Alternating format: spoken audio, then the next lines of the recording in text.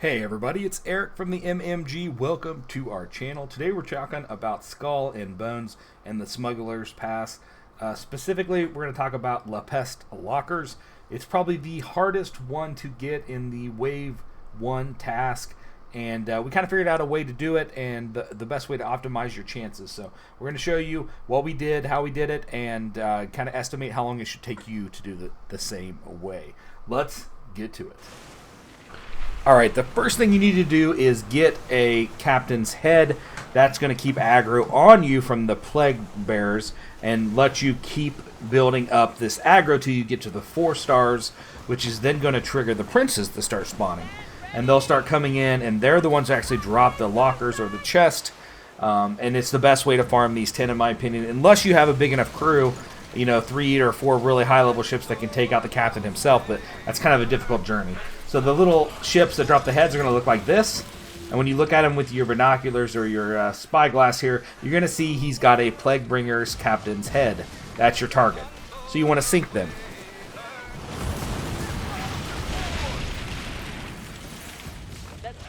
Alright, and once you loot that and pick up the head, you just double check in your inventory here to make sure you have it. Should be in a green bag like this. That's going to get you started. Now, if you look up in the top right of your screen, you see I already have aggro of 1 skull. That's just from carrying the head by itself. I do think the more heads you have, possibly the more ships come in. That's unverified for sure.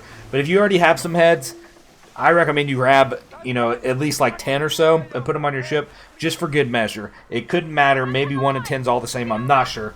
But what's going to happen now that you have this pressure on you, you're going to start seeing ships sell in like this one right here. Now this is not one that carries a head, but it is a Plague Hunter.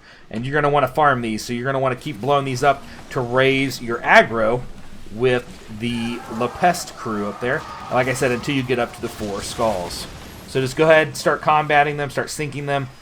Eventually you're going to work your way up to the 4 skulls like you see up in our top right. This is what you want. Now you're going to start seeing princes spawn.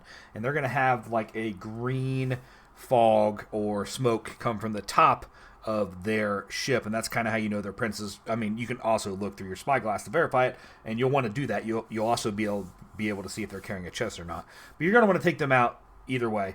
They're going to drop some loot for you, and you know, I think there's at least a 50% chance they're going to have a Peste chest with them, and that's what you need to get these 10.